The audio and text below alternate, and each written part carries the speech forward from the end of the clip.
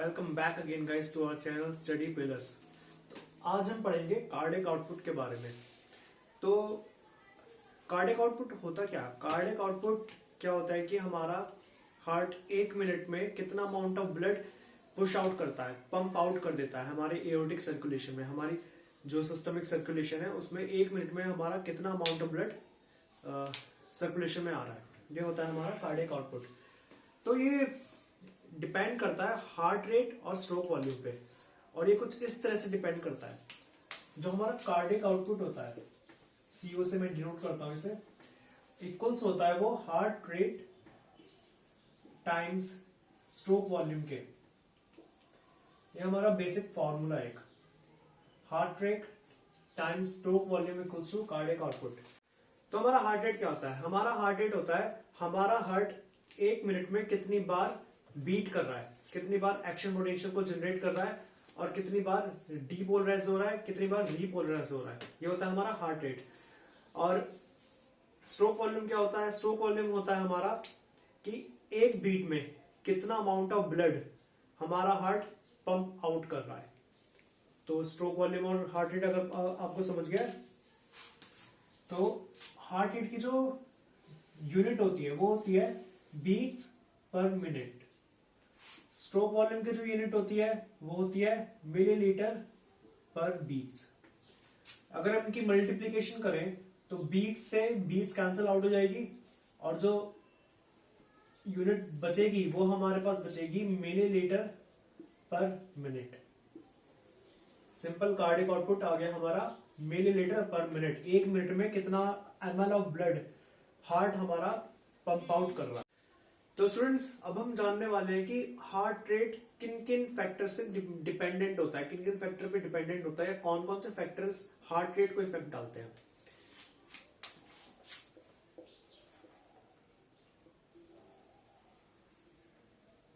First आता है हमारा सिंपैथेटिक नर्वस सिस्टम। अगर आपने हमारे पहले वाली वीडियो देखी होगी तो उसमें आपको पता होगा सिंपैथेटिक नर्वस सिस्टम, जो हमारे सिंपैथेटिक नर्व्स होते हैं मिड ब्रेन से आती है, वो नॉरएपिनेफ्रिन रिलीज करती है, ऐसे नोट पर आती है, और वो क्या इफेक्ट डालती है। शॉर्ट में बता देता हूं मैं। सिंपैथेटिक नर्वस सिस्टम क्या कर रहा था? ये आ रहा था बीटा 1 एड्रेनर्जिक रिसेप्टर पर।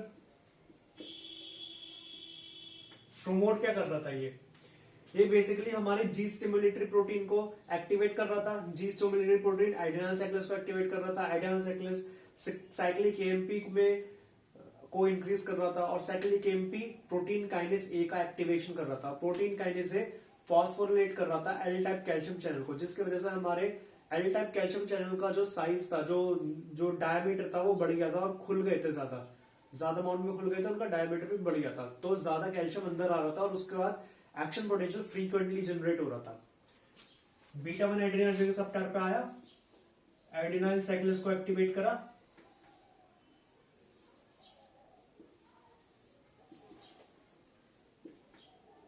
इसने क्या करा?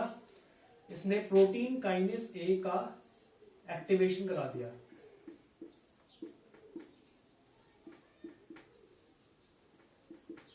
और उसने क्या करा? उसने फॉस्फोरिलेट कर दिया एल टाइप कैल्शियम चैनल को, और इसकी वजह से एक्शन पोटेंशियल हमारा फ्रीक्वेंटली होने लग गया, जल्दी से। एक्शन पोटेंशियल जल्दी होएगा तो हमारा हार्ट रेट एलिवेट हो जाएगा। तो ये क्या कर रहा है? ये पॉजिटिव स्टिमुलस दे रहा है हमारे हार्ट रेट पे। तो मैं यहां लिख देता हूं साइड में, पॉजिटिव स्टिमुलस। ओके, नेक्स्ट चीज जो इफेक्ट डालेगी वो हमारा पैरासिम्पैथेटिक नर्वस सिस्टम। क्या है? पैरासिम्पैथेटिक नर्वस सिस्टम क्या कर रहा था ये पैरासिम्पैथेटिक नर्वस सिस्टम? गाइस, इस वीडियो को पूरा देखिएगा, वरना ये वीडियो आपको समझ में नहीं आएगा। तो मैं आपको ये गारंटी के साथ कह सकता हूं कि अगर आपने ये वीडियो पूरा देखा तो आपको कार्डियक आउटपुट ढंग से समझ में आ जाएगा। और जो हमारी पहले की वीडियो है उसे भी पूरा देखिएगा, क्योंकि ये वीडियो उसी पे डिपेंडेंट है एक तरह से। PSNS पैरासिम्पैथेटिक नर्वस सिस्टम, जो हमारी वेगस नर्व थी, मिड ब्रेन से आ रही थी, वो क्या रिलीज करेगी? एसिटाइलकोलिन। कहां बाइंड करेगी? M2 रिसेप्टर पे। Okay, binds on M2 receptor, जो हमारे कॉल एनर्जी रिसेप्टर है वहां बाइंड करा। मैं यहां पे लिख देता हूं नॉर एपिनेफ्रिन और एपिनेफ्रिन, और यहां लिख देता हूं मैं acetyl choline. Okay, ACH for acetyl choline, nor epinephrine and epinephrine. इन्होंने क्या करा, ये क्या कर रहे थे, हमारे जी इनहिबिटरी प्रोटीन को स्टिमुलेट कर रहे थे। जी इनहिबिटरी प्रोटीन का जैसे मैंने पिछले वाली वीडियो में आपको बताया 3 पार्ट्स होते हैं, अल्फा इनहिबिटरी, बीटा इनहिबिटरी और gamma inhibitory. Alpha inhibitory adrenal साइक्लिस को इनहिबिट कर रहा था। एड्रेनल साइक्लिस का पूरा काम ये वाला था। अगर हम एड्रेनल साइक्लिस का काम खत्म कर देंगे, इसे इनहिबिट कर देंगे, तो ये सारी चीज नहीं हो पाएगी आगे की। तो वो क्या करेगा, ब्रैडिकार्डिया मतलब हमारे एक्शन पोटेंशियल को डिक्रीज कर देगा। और हमारे जो बीटा और गामा जो इनहिबिटरी यूनिट थी, ये क्या कर रही थी, ये हमारे पोटेशियम चैनल्स को एक्टिवेट कर रही थी और ज्यादा अमाउंट में खुलने के लिए। तो अगर हम हमारे पोटेशियम चैनल और ज्यादा अमाउंट में खुलेंगे तो पोटेशियम ज्यादा अमाउंट में लीक आउट होएगा हमारी नोडल सेल से। अगर ज्यादा लीक आउट हुआ तो पॉजिटिव चार्ज हमारा कम रहा है अंदर और नेगेटिव चार्ज डेवलप हो रहा है अंदर। तो इससे क्या होगा, इससे होगा हाइपर पोलराइजेशन, एक्टिवेशन ऑफ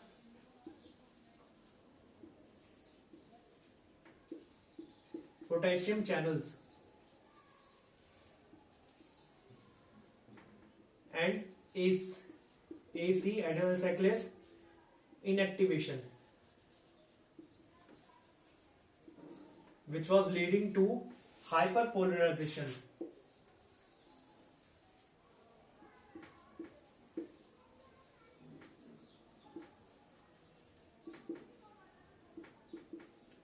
और उसकी वजह से क्या होगा, हमारा एक्शन पोटेंशियल डिक्रीज हो जाएगा।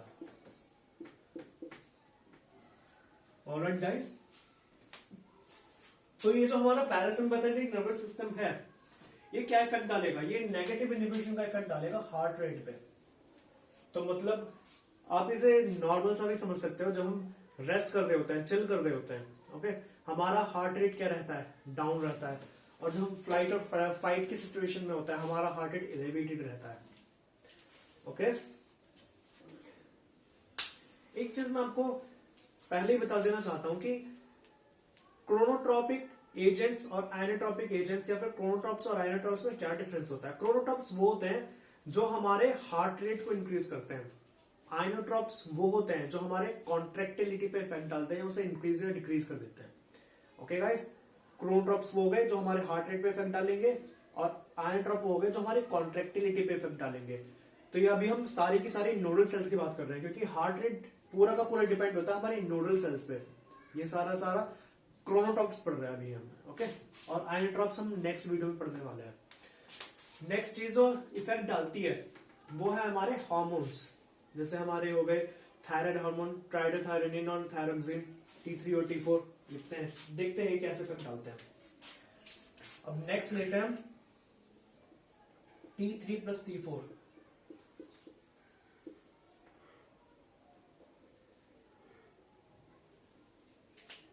थायराइड के बारे में अभी हम इस वीडियो में ज्यादा नहीं बात करेंगे, लेकिन मैं आपको बारी तरीके से समझा देता हूँ कि एक्चुअली में होता क्या है थायराइड हार्मोन के साथ। उसके बाद मैं इसकी नेक्स्ट वीडियो में आगे जाके वीडियो बनाने वाला हूँ थायराइड हार्मोन्स पे भी। तो अभी हम बाहर से ही देख लेते हैं क्या होता है। जब थायराइड, T3 और T4 हार्मोन, ट्राइडोथायरोनिन, थायरोक्सिन, ये दोनों स्टेरॉइड हार्मोन है। स्टेरॉइड हार्मोन है तो इन्हें रिसेप्टर की, सेल मेम्ब्रेन पे रिसेप्टर की जरूरत कोई नहीं है, ये सीधा का सीधा बाईपास कर जाएंगे हमारी लिपिड बाइलेयर को, सेल की। और उसके बाद ये न्यूक्लियस में जाके न्यूक्लियस में जाके एक स्पेसिफिक जीन्स का ट्रांसक्रिप्शन करेंगे। देखो क्या कैसे होगा। ये हमारे T3 और T4 आए, ये हमारी सेल है, ये हमारा न्यूक्लियस है, इसमें एक जीन है, हमारा DNA हो गया। ओके गाइस, ये स्टेरॉइड हार्मोन बाईपास कर जाएंगे, न्यूक्लियस में आएंगे, एक जीन का एक सीक्वेंस को, एक पर्टिकुलर सीक्वेंस का ट्रांसक्रिप्शन कर देंगे।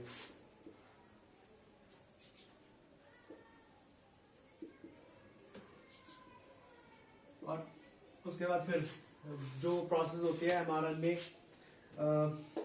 हमारे राइबोसोमल यूनिट पे ले जाएगा और फिर वो राइबोसोम से फिर प्रोटीन सिंथेसिस होगा, उसके बाद फिर एंडोप्लाज्मिक रेटिकुलम से फिर वो एक पैकेट टाइप साइज में कॉम्पैक्ट हो जाएंगे और उसके बाद फिर वो अपना असर दिखाएंगे। और ये ट्रांसक्रिप्शन किसका होता है? ये होता है हमारे बीटा 1 एड्रेनर्जिक रिसेप्टर का।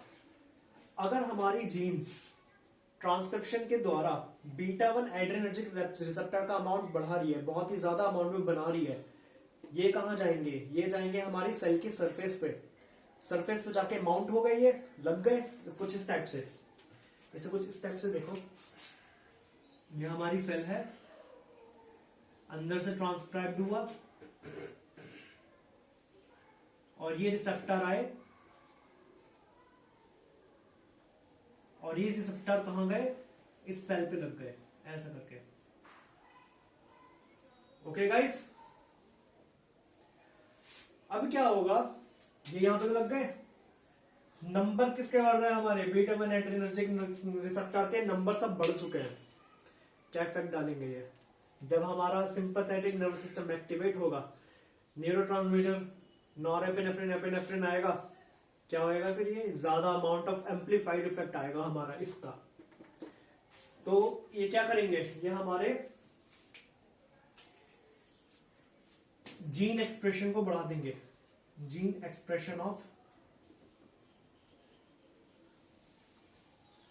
बीटा 1 एड्रेनर्जिक रिसेप्टर, जो कि क्या लीड करेगा? हमारा एक्शन पोटेंशियल को इंक्रीज कर देगा। Increase in action potential, टैकीकार्डिक effect है। तो ये जो हमारा हार्मोन्स है, थायराइड हार्मोन, क्या इफेक्ट डालेंगे? ये इफेक्ट डाल रहे हैं हमारा पॉजिटिव स्टिमुलस का। बात करते हैं कैल्शियम आयन की। कैल्शियम आयन क्या इफेक्ट डालता है देखते हैं।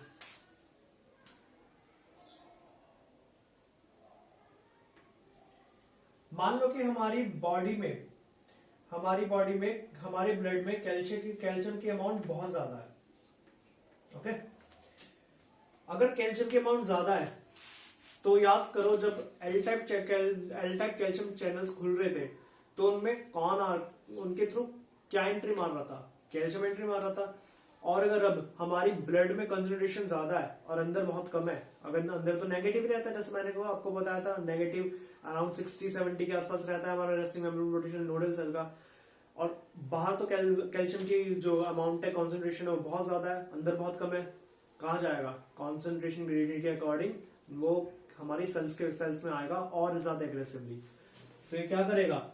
ये हमारा पॉजिटिव आइनोट्रॉप देगा, क्रोनोट्रॉप देगा। ये क्या करेगा? इंक्रीज कर देगा एक्शन पोटेंशियल को फ्रीक्वेंटली। तो ये भी क्या हुआ हमारा? ये भी हमारा हुआ पॉजिटिव। ओके गाइस, तो अगली चीज जो हम बात करने वाले हैं वो बॉडी टेम्परेचर ले लेता है। देखते हैं इसका क्या इफेक्ट आता है। इंक्रीज बॉडी टेम्परेचर, चलो देखते हैं।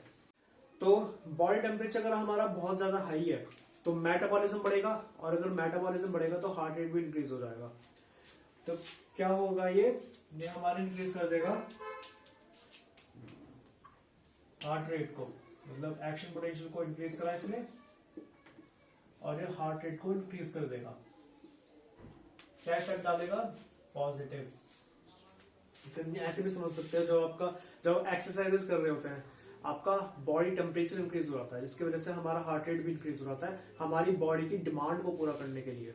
ओके गाइस, नेक्स्ट चीज, एक और हमने कैल्शियम की बात करी थी, अब एक और हम आयन ले लेते हैं। इस बार लेते हैं पोटेशियम आयन ले लेते हैं, उसका देखते हैं क्या इफेक्ट होता है। अगर हमारी बॉडी में पोटेशियम आयन, हमारे ब्लड सर्कुलेशन में पोटेशियम आयन हाई है, पहले तो इसे बोलते हैं, क्या बोलते हैं इसे बोलते हैं हाइपर कैलीमिया।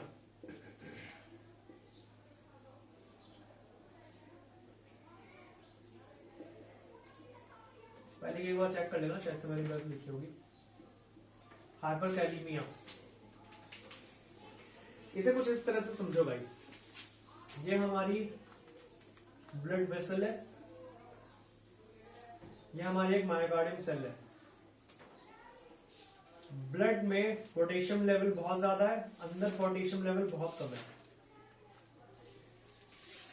अच्छा, जब एक्शन पोटेंशियल जनरेट हो गया था, ट्रिगर हो गया था, तब रीपोलराइजेशन किसने करा था? हमारे पोटेशियम चैनल्स ने। और वो किसके थ्रू करा था? पोटेशियम चैनल खुल गए थे और हमारा सेल में से पोटेशियम बाहर जा चला गया था हमारी ब्लड में।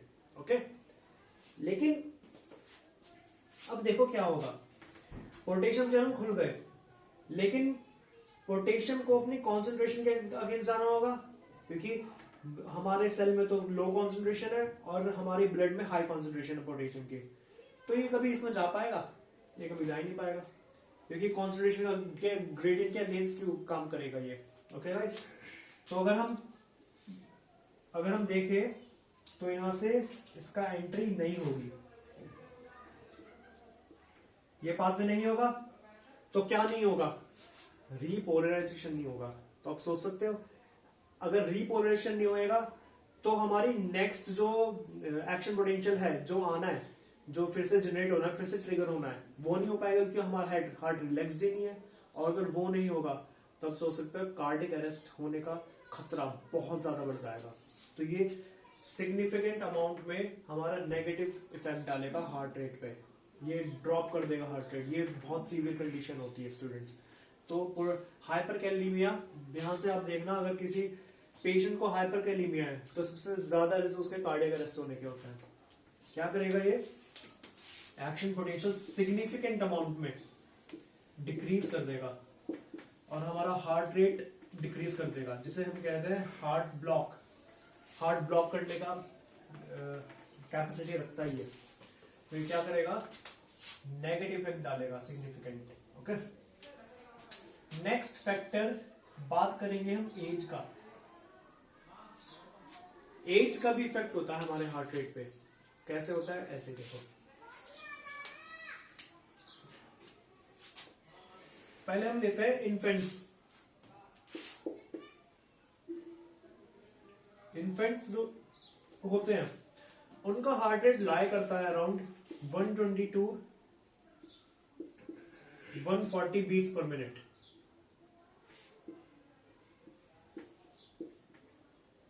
ओके, एडल्ट्स लेते हैं अगर हम, उनका हार्ट रेट लाई करता है अराउंड, पहले एडल्ट्स की बात करते हैं। एडल्ट्स में 2 सेक्सेस होते हैं, मेल्स और फीमेल्स। पहले मेल्स की बात करते हैं। उनका हार्ट रेट होता है अराउंड, लाई करता है 65 टू 70 72, ऐसा कुछ लाई करता है। तो 65 beats per minute to 72 beats per minute. Okay, females की बात करते हैं। उनका थोड़ा सा एलिवेटेड रहता है मेल्स के अकॉर्डिंग। उनका रहता है अराउंड 72 टू 78, 70 से 78 तक।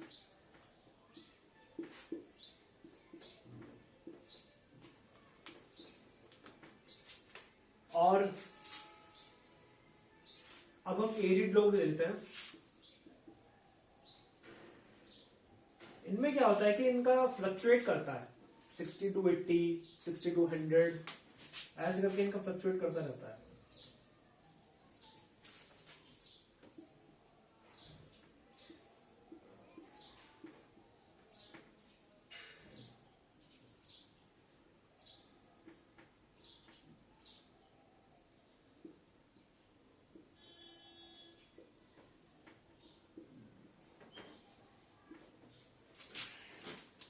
और अब फॉर्मूले पे आते हैं। अगर हम हार्ट रेट को बढ़ा देंगे, हमारा कार्डियक आउटपुट क्या होएगा? इंक्रीज हो जाएगा। और अगर हार्ट रेट को हटा देंगे तो उल्टा कार्डियक आउटपुट हमारा डिक्रीज हो जाएगा। ओके गाइस, तो ये सारी चीज आपको मैंने बताई। आई होप आपको पसंद आई हो। अगर आपको पसंद आई हो तो लाइक करो, चैनल को सब्सक्राइब करो और इसे फ्रेंड्स के साथ शेयर करो अपने। और अगर कोई इसमें क्वेश्चन रह गया हो, अगर कुछ पूछना हो इसमें, तो नीचे आप पूछ सकते हो। मैं अब नेक्स्ट वीडियो में स्ट्रोक वॉल्यूम के बारे में बताने वाला हूँ। Alright guys, thank you. तो स्टूडेंट्स, ये कुछ क्वेश्चंस थे हार्ट रेट से रिलेटेड, तो मैंने सोचा इसे पूछ लेता हूँ। Hyperkalaemia can increase the risk of what? Second question है name any 3 positive chronotropic factors. Third question है inhibition of adenylyl cyclase leads to what? तो ये क्वेश्चंस आप कमेंट सेक्शन में नीचे कमेंट करिए और मैं इनके आंसर्स नेक्स्ट वीडियो में दूंगा। Okay guys, thank you.